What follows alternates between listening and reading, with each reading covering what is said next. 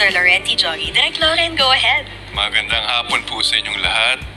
Good afternoon, Sof. Alam ko, importante itong araw sa iyo, pero importanteng araw din to sa amin.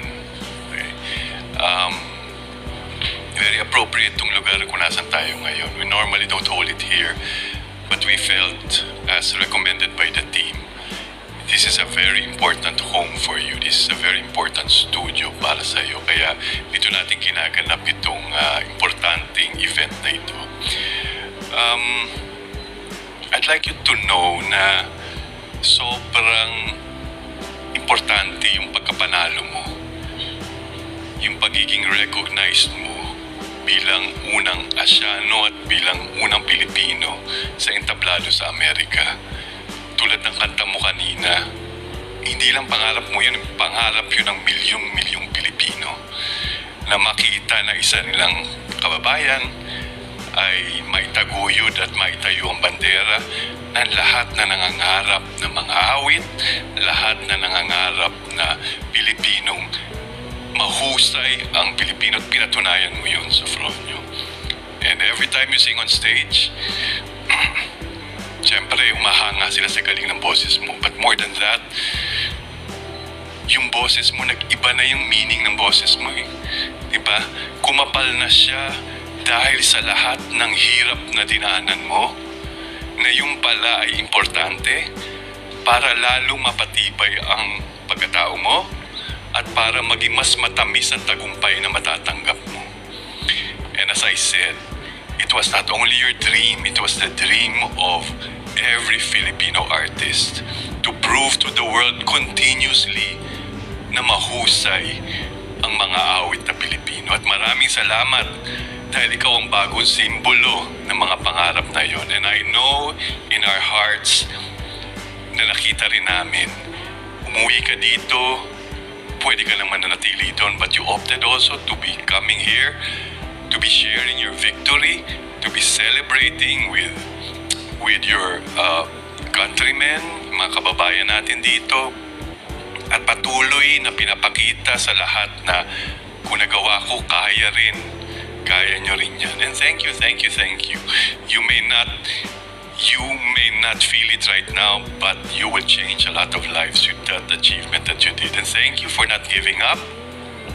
And thank you for continuously fighting not only for your dream for your family, your dream for the nation, and also pati ng ABS-CBN. Kasi gusto naman talaga namin na patunayan na magaling talaga ang husay ng isang Pinoy artist. So again, maraming salamat. And on behalf of ABS-CBN, we welcome you officially to Star Magic and to ABS-CBN. Congratulations and welcome home. Oh, welcome home. Thank you very much for that heartfelt message. Magandang araw mga kapolitika at welcome back dito sa ating YouTube channel. Balik tayo kay Sofronio Vasquez kasi ngayong araw po, February 25, eksaktong 5 PM ay pumirma po ng isang deal or ng isang kontrata itong ating Filipino phenom na si Sofronio Vasquez at siya ay isa ng certified kapamilya. So talagang nangyari na po mga kapolitika yung ating inaasam at yung ating ini-expect doon sa isang blind item na kung saan ay malakas ang ating kutob at malakas ang ating hinala ng pinatutungkulan ay si Sofronio Vasquez na pipirma or maging kabahagi ng Star Magic. At ngayong araw ay naisakatuparan nga ang pagiging certified kapamilya ni Sofronio Vasquez.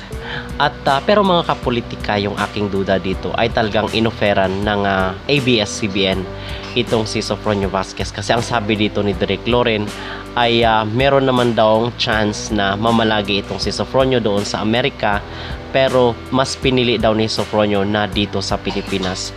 Siguro ay tinimbang-timbang rin po ni Sofronio na dito siya sa Pilipinas manatili at gagawa ng career instead doon sa Amerika. Yung sinasabi na nga natin na pwede naman siyang maging isang Ogie Alcacid, pwede siyang maging Gary Valenciano. So uukit ng pangalan or gagawa siya ng sarili niyang pangalan So mga kapolitika, kung dito kasi rin siya sa Pilipinas ay sigurado yan na maalagaan siya naman, kasi alam naman natin na itong Star Magic ay andito po yung mga malalaking bituin, katulad na lang nila Sara Geronimo, nila Piolo Pascual at napakarami pang iba. So maalagaan talaga ng husto itong si Sofronio Vasquez, at maganda siguro ang ang usapan nila mga kapolitika. At the same time, magkaroon lang siya ng isang handler na kung saan ay consistent, kasi yung talent ni Sofronio mga kapolitika, sayang kasi kung hindi magamit. At ang sabi nga ng iba ay dapat na maging regular na siya dito sa ASAP or dito sa 8 Showtime. At aside po dito ay in-announce rin po na magkakaroon ng solo concert, major concert itong si Sofronio Vasquez. Yung sinasabi na nga natin na kaya namang pumuno ng venue itong si Sofronio, so why not na bigyan siya ng concert at the same time ng album.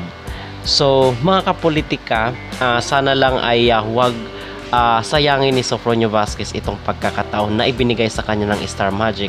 At the same time, huwag na dapat siyang pakawalan ng naturang kumpanya, kasi sayang yung talent ni Sofronio.